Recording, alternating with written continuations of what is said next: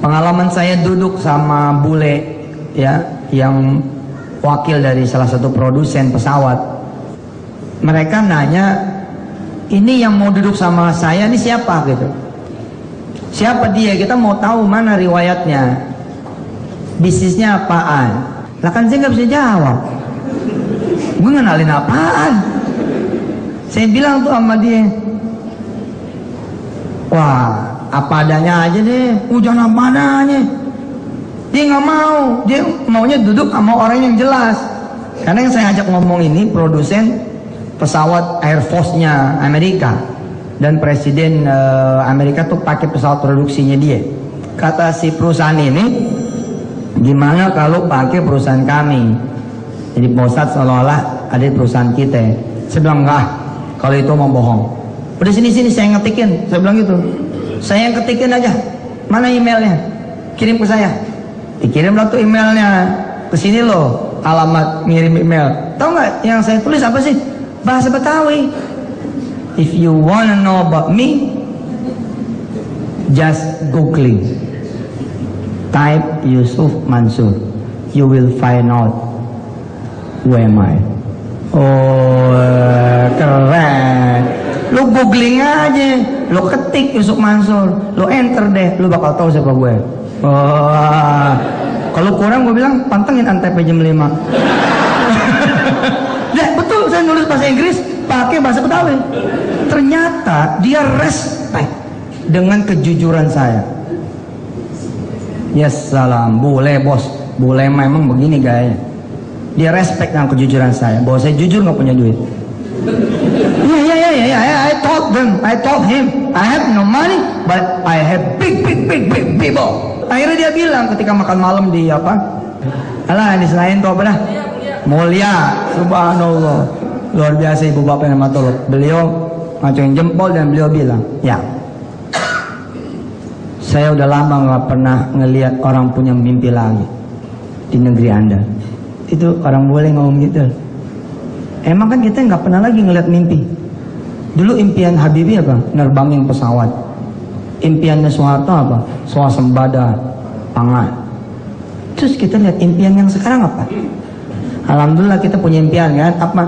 Mencetak 1 juta penghafal Quran. Oh, itu dream loh. Itu dream loh. Ya, kita pengen rumah tahfiz nanti ada di seluruh desa. Nah, dream kita apa lagi gitu kan? Nah, dream seorang muslim kan diajarin sama Rasulullah. Apa dreamnya? The gold dream buat kita, the main dream adalah al-jannah, no? Sorga, itulah dream kita. Karena itu kan harus diafirmasi terus. Setiap habis sholat diafirmasi tuh, Allahumma antas salam wa minkas salam wa ilaika ya'udus salam fahayyina rabbana bis salam wa adkhilnal jannata darus salam. Tiap hari loh. Kalau motivator itu bilang, kalau kamu mau beli mobil baru, setiap hari ucapin paling tidak 7 kali. Saya pengen punya mobil, saya pengen punya mobil. Kalau perlu kalimatnya pakai past tense. Pakai past tense. I bought my car. Cuman masalah belum diantar dan belum dibayar. Ih, nggak apa-apa, pakai past tense. Anda yang belum menikah langsung bikin surat undangan. Tentuin tanggalnya berapa. Betul loh. Insya Allah teman-teman pada bingung. Ini mau ceritain nih. Terus kemudian orang-orang pre-wedding foto berdua kan? Enggak, dia sendiri. Undangannya itu pakai tanda tanya. Nah, jadi apa undangan itu bilang? Kejutan buat saudara semua nanti. Siapa jodoh saya? Wah, keren kan? Keren. Sampai hari H ada tidak? Bapak, orang yang udah jadi motivator di Indonesia. Ipo, lu begitu. Si Ipo begitu. Pak, udah jemput, bikin sendiri. Zaman dulu tuh masih bocah itu. Ini orang Betawi yang ngomong, orang Betawi nih. Sebelum jadi belagu, belagu segala macam, kan tetap dari bawah dulu.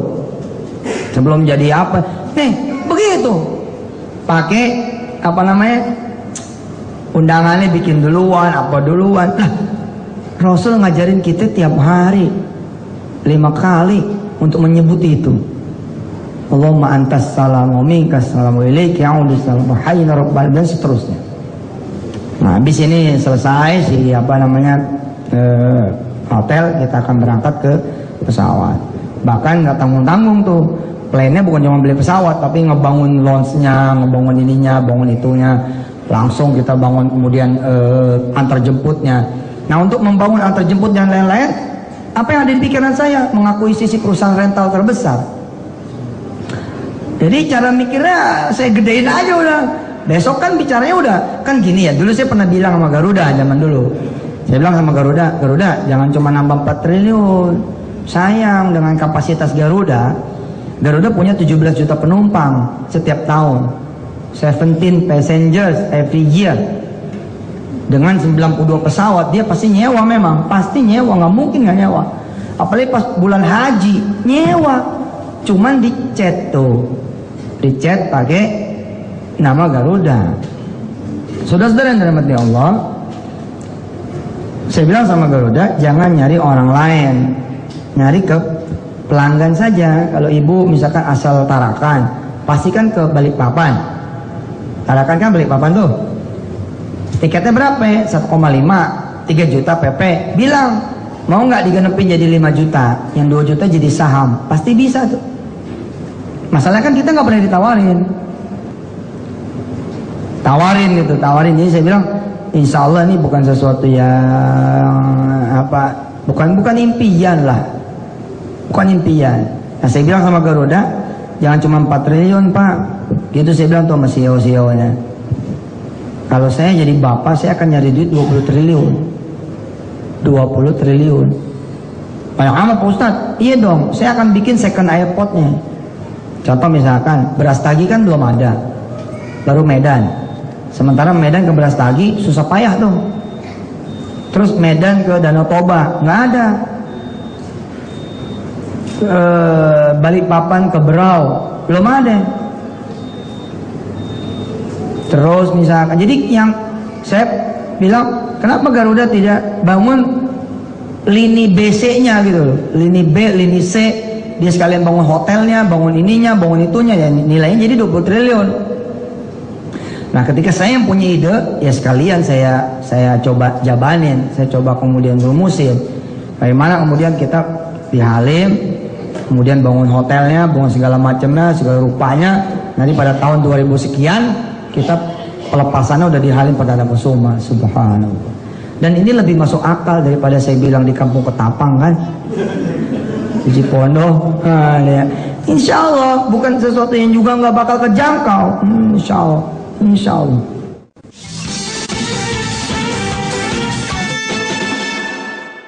Nanti ada jalan. Saya meminta saudara-saudara semua untuk berpartisipasi aktif. Makasih buat yang sudah jadi penyambung lidah saya untuk menyampaikan ke teman. Karena saya bilang, ini gimana caranya nih? Kalau bisa bulan Februari akhir kita sudah close 15 lembar ribu saham. Ya, 15.000 lembar saham itu udah selesai. Sekarang masih di angka 2000-an, 2000 lembar saham. Dan alhamdulillah kita sudah dengan duit itu ya mengkeliling sekali. Tapi saya pengen ini smooth, rapi dalam waktu yang tidak berapa lama. Karena kita udah harus kemudian ngurus-ngurus yang lainnya.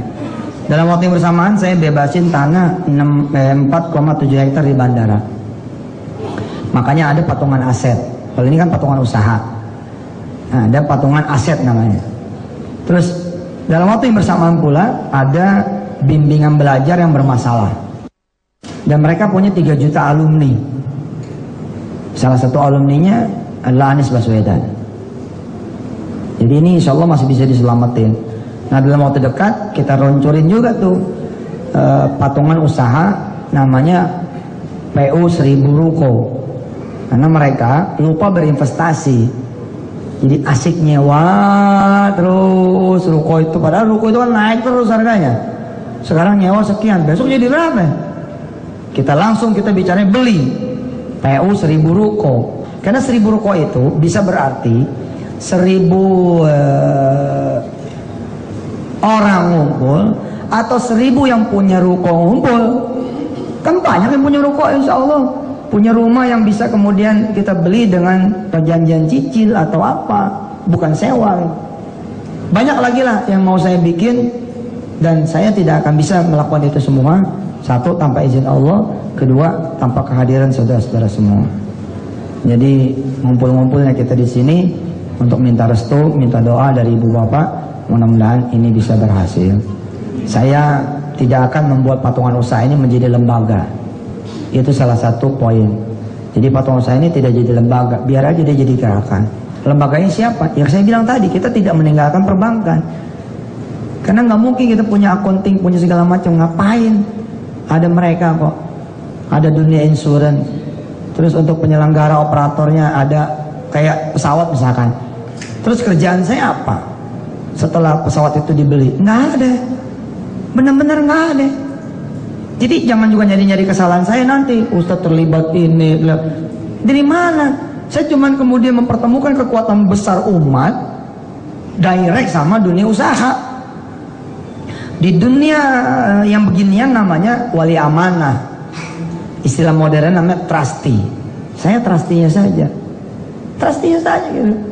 Insya Allah lah gitu. Insya Allah. Nah ini yang kita lagi ngintip itu Cipaganti. Cipaganti itu 0,5 triliun dia butuh duit. Dia mau IPO. Saya BBM ke salah satu direksi mereka yang dulu kita tolongin atas izin Allah. Pernah dengar nggak ada testimoni orang sedekah jam tangan Bulgari $3.000, terus kemudian dibayar sama Allah 3 miliar, diselamatkan sama Allah bla bla bla bla, kemudian akhirnya dia hidup lagi, terus jadi salah satu direksi di Cipaganti, kemudian keluar karena sekarang masuk ke anggota dewan antara waktu dari partai adalah partai apa gitu. Nah Cipaganti ini besok di luar yang 500 miliar kita mau ngambil 60 miliar buat beli izin AOC. Jadi ada izin ini, kalau kita izin ini kita pegang, berarti kita sudah punya satu slot. Jadi impian ini makin dekat sebenarnya. Kalau makin dekat lah, makin dekat. Insya Allah ini semua adalah doa dari ibu dan bapak semua, insya Allah. Nah, saya bilang tadi ketika kita kemudian membangun Cipaganti kita punya gitu, ferry kita beli, pesawat kita beli, tapi kita kembalikan lagi semuanya kemakmurannya buat Allah Subhanahu Wa Taala dan agamanya, dan perjuangannya udah pasti beres, pasti beres. Kamanawa, para ulama bilang kamanawa, bagaimana niat anda? Oh niat kita benar, bersih, tulus, insya Allah.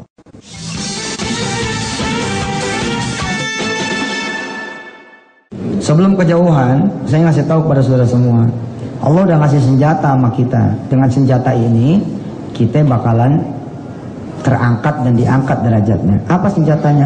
Quran. Quran. Rasulullah itu disebutnya Jubabul Arab. Jubabul Arab. Lalatnya Arab. Nggak dianggap sama kafir, pentolan kafir nggak dianggap. Tapi Rasulullah dikasih itu Quran. Lebih hebat dari nuklir, lebih hebat dari senjata apapun. Nah dengan Quran ini dan dengan 6 pasukan kanan kiri, 6 orang doang kan pada saat itu, 13 tahun 6 orang tuh. Tapi dengan 6 orang ini kemudian menguasai 2/3 dunia. Sekarang kita 1/3 nih, turun lagi. Kita pernah ada masa keemasan, kita menguasai 2/3 dunia. Insya Allah bisa. Insya Allah bisa. Nah, catatannya adalah kita kembali lagi kepada Al-Quran. Maka segala macam yang kita perjuangkan, saya langsung balikinnya ke Quran. Untungnya buat Quran, nanti jalannya buat Quran. Apa buat Quran? Kan keren tuh. Kalau bapak ibu naik pesawat, tiba-tiba ngomongnya begini, selamat datang di pesawat anda sendiri. Keren. Asik kan? Welcome my dear passenger on your apa bahasa Inggrisnya, on your pesawat ya, serah aja lah. Selamat datang di pesawat anda sendiri, welcome aboard. Wih luar biasa. Terus kita bilang, pesawat kita ya? Iya benar, pesawat kita. Kenapa saya akuisisi Cipaganti dalam waktu dekat? Insya Allah, Allah yarhamuna. Ketika saudara beli tiket Jakarta Bandung, saudara naik mobil saudara sendiri, subhanallah, asik kan? Boleh belok ke mertua, boleh masuk ke mertua sebentar. Mabuk, rute kita, jangan macam-macam ya, gue punya saham loh. Seperti itu. Ya kedaulatan milik anda, itulah hak asasinya undang-undang kita mengatakan bahwa laut, udara, air, semua adalah milik saudara semua, milik bangsa. Baik saudara semua rahmat Allah, rasanya cukup ya. Saya berusaha tidak mencampuri urusan pesantren. Jadi dari awal pesantren itu sudah dibikin dewasa. Jadi kalau dilihat pesantren Darul Quran agak beda. Pesantren Darul Quran ini cepat sekali jalannya. Karena dari awal saya udah anggap diri saya mati. Kalau pesantren lain kan chat pesantren aja harus nanya kiainya. Ini nggak perlu nanya kiainya. Ya, jadi do your best aja Pak. Do your best aja. Do your best itu gimana? Yang menentukan kan bukan mereka. Yang menentukan adalah Allah Subhanahu Wa Taala. Masih ada waktu kok. Doa aja terus sama Allah. Kan yang punya juga Allah itu pesantren. Insya Allah. Dan kita punya tempat baru insya Allah besok bagus. 6 hektar di Malino, Sulawesi Selatan. Keren. Anak mah begitu, tendang yang jauh biar dia mandiri. Subhanallah. Tapi pas dilihat anak saya menangis juga saya. Pas anak saya kirim ke gontor dulu, itu nengokin terus. Anak orang lain gue larang, lu jangan nengokin dulu. Ya namanya anak sendiri ya, insya Allah. Insya Allah Pak John, insya Allah.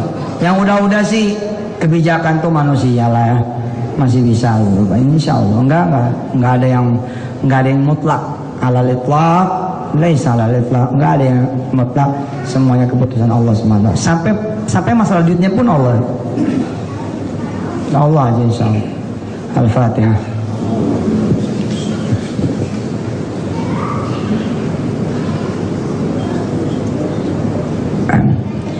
Terima kasih buat hadirin saudara-saudara semua, sudah dipaparkan segala rupa, tinggal transfernya saja. Silakan nanti menghubungi teman-teman panitia ya PU dan sampaikan ke kolega yang lain untuk siap-siap untuk patungan usaha berikutnya, persiapan kita membeli pesawat. Saya Yusuf Mansur bawa hadiah juga sebelum tutup salam. Ada hadiah Pak buat Bapak semua. Hadiahnya sesuatu yang saya sayangin, sesuatu yang saya senengin, ya. Baca salawat setiap hari 100 kali minimal, ya. Jangan sampai ditinggal. Setiap hari itu 100. Kalau lupa double. Lupa nih besok nih double. Lupa lagi double. Kalau lupa sebulan gimana? Emang masalah nih kalau sebulan. Sebulan namanya bukan lupa, ente ngelupain kalau sebulan mah ya kan. Insya Allah. Mudah-mudahan ini menggantikan foto, menggantikan salam-salaman. Ya, karena saya pengen kita jadi umat yang cerdas gitu. Nggak usah lah foto-fotoan, dah bawa amalnya aja, bawa ilmunya aja, nggak usah salam-salaman juga, ada kita bubar jalan aja, insya Allah. Sekali lagi kita baca Fatihah buat saudara-saudara semua, mudah-mudahan diberi kekayaan oleh Allah, diberi kecukupan rezeki yang banyak, yang barokah, insya Allah bisa bersedekah lebih banyak lagi. Al-Fatihah.